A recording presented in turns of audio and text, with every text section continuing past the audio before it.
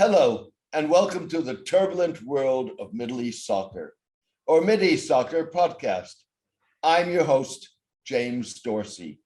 Please subscribe to my YouTube channel at James M. Dorsey Media, one word, and click the notification button for more updates. Also, please share your comments and suggestions. We take them seriously and within reason, try to accommodate them. When the Religious Affairs Minister of Guinea-Conakry visited Jeddah last week, his Saudi counterpart gifted him 50,000 Qur'ans. Saudi Islamic Affairs Minister Abdullatif bin Abdulaziz Al-Sheikh offered the holy books as part of his ministry's efforts to print and distribute them and spread their teachings. The Qur'ans were produced by the King Fahd Complex for the printing of the Holy Qur'an, which annually distributes millions of copies. Scholar Nora Derbal asserts that the Qur'ans perpetuate a distinct Wahhabi reading of the scripture. Similarly, Saudi Arabia distributed in Afghanistan in the last years of the US-backed government of President Ashraf Ghani thousands of Qur'ans produced by the printing complex, according to Mr. Ghani's former education minister, Mirwais Balkhi. Mr. Balkhi indicated in an interview that the Qur'ans were identical to those distributed by the kingdom for decades. Mr. Ghani and Mr. Balkhi fled Afghanistan last year as US troops withdrew from the country and the Taliban took over. Human Rights Watch and Impact SE, an education-focused Israeli research group, reported last year that Saudi Arabia, pressured for some 2 decades post 9/11 by the United States and others to remove supremacist references to Jews, Christians, and Shiites in its school books, had recently made significant progress in doing so. However, the two groups noted that Saudi Arabia had kept in place fundamental concepts of an ultra-conservative, anti-pluralistic, and intolerant interpretation of Islam. The same appears true for the world's largest printer and distributor of Qur'ans, the King Fahd Complex. Saudi Crown Prince Mohammed bin Salman has, since his rise in 2015, been primarily focused on social and economic rather than religious reform. Mr. bin Salman significantly enhanced professional and personal opportunities for women, including lifting the ban on women's driving and loosening gender segregation, and enabled the emergence of a Western-style entertainment sector in the once austere kingdom. Saudi pressure on Salafism in Saudi Arabia will primarily focus on social aspects of Salafi teaching, while doctrinal aspects will probably receive less attention, suggested Saudi Islam scholar Besnik Sinani. Nevertheless, the continued production and distribution of Qur'ans that included unaltered ultra-conservative interpretations sits uneasily with Mr. bin Salman's effort to emphasize nationalism rather than religion as the core of Saudi identity and project a more moderate and tolerant projection of the kingdom's Islam. The Saudi spin is not in the Arabic text of the Quran, that is identical irrespective of who prints it, but in parenthetical additions, primarily in translated versions that modify the meaning of specific Quranic passages.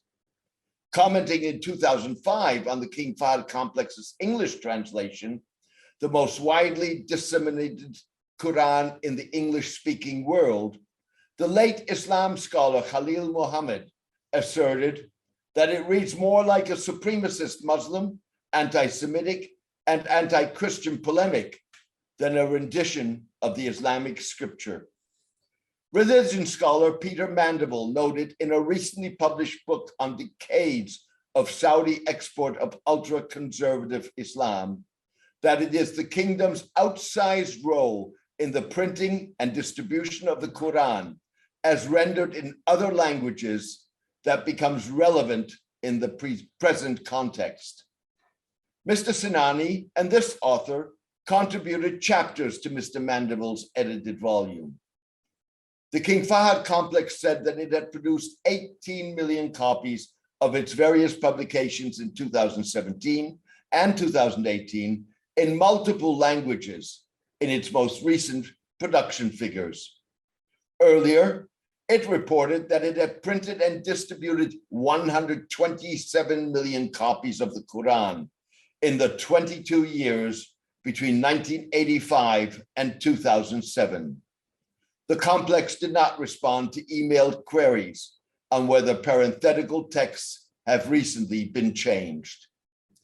The apparent absence of revisions of parenthetical texts reinforces suggestions that Mr. bin Salman is more concerned about socio-political considerations, regime survival, and the projection of the kingdom as countering extremism and jihadism than he is about reforming Saudi Islam.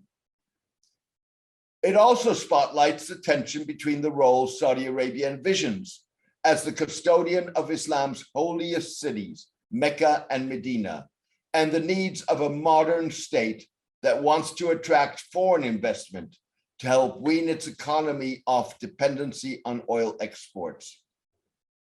Finally, the continued distribution of seemingly unaltered Qur'ans speaks to the balance of Mr. bin Salman may still need to strike with the country's once powerful religious establishment, despite subjugating the clergy to his will.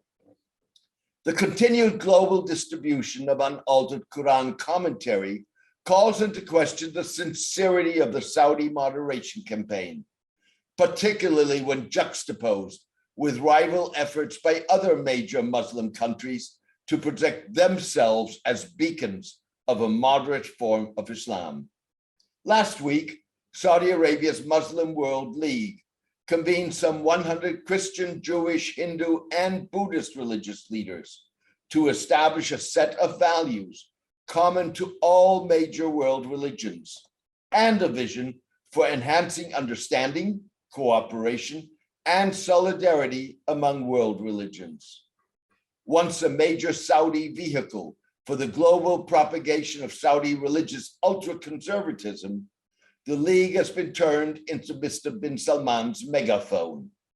It issues lofty statements and organizes high-profile conferences that project Saudi Arabia as a leader of moderation and an example of tolerance. The League, under the leadership of former Justice Minister Mohammed Al-Issa, has emphasized its outreach to Jewish leaders and communities. Mr. Al-Issa led a delegation of religious Muslim leaders in 2020 on a groundbreaking visit to the remains of Auschwitz, the notorious Nazi extermination camp in Poland. However, there is little evidence beyond Mr. Al-Issa's gestures, statements, and engagement with Jewish leaders that the League has joined in a practical way the fight against anti-Semitism that, like Islamophobia, is on the rise.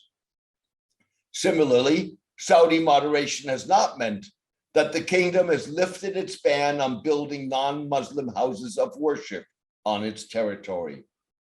The Riyadh conference followed Nahdlatul Ulama's footsteps, the world's largest Muslim civil society movement, with 90 million followers in the world's largest Muslim majority country and most populous democracy. Nahdlatul Ulama leader Yahya Cholil Stakuf spoke at the conference.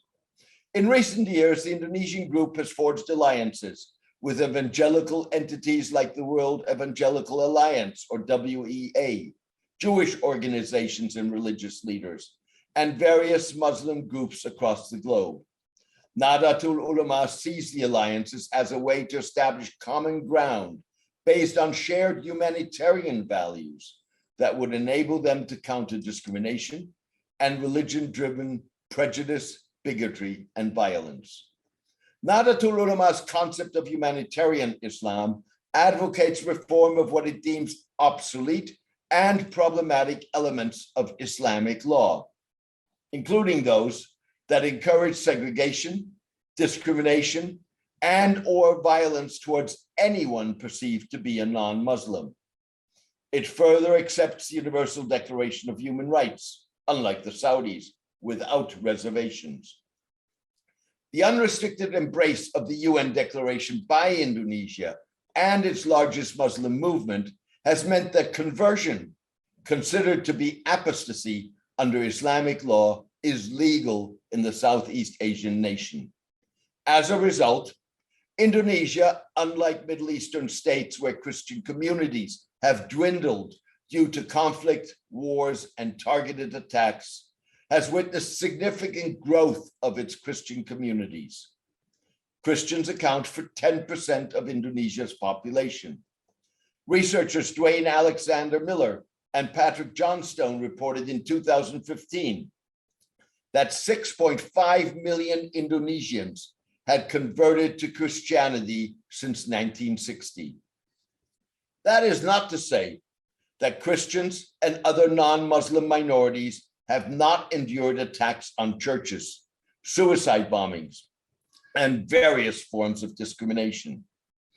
The attacks have prompted Nahdlatul Ulama's 5 million strong militia to protect churches in vulnerable areas during holidays such as Christmas. It has also trained Christians to enable them to watch over their houses of worship. Putting its money where its mouth is, a gathering of 20,000 Nahdlatul Ulama religious scholars issued in 2019 a fatwa, or religious opinion, eliminating the Muslim legal concept of the kafir, or infidel. 12 years earlier, the group's then spiritual leader and former Indonesian president, Abdurrahman Wahid, together with the Simon Wiesenthal Center in Los Angeles, organized a conference in the archipelago state to acknowledge the Holocaust and denounce denial of the Nazi genocide against the Jews. The meeting came on the heels of a gathering in Tehran, convened by then Iranian President Mahmoud Ahmadinejad, that denied the existence of the Holocaust. Thank you for joining me today. I hope you enjoyed the podcast. A written version of this podcast is on my blog, The Turbulent World of Middle East Soccer, at www.jamesmdorsey.net. Please join me for my next podcast in the coming days. All the best and take care.